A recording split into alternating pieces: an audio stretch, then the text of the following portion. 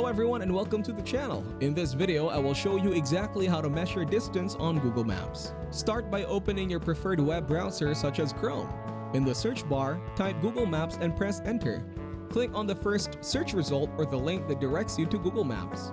Once Google Maps is open, zoom out or in to find the general area where you want to start measuring. Right-click on the starting point of the location where you want to measure the distance. From the context menu that appears, click on Measure Distance.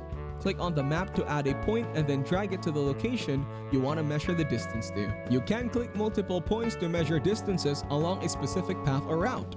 As you drag and add points, you will see the total distance displayed in a small box at the bottom of the screen. This distance is updated in real time as you move points around. You can also add more points by clicking on the map again.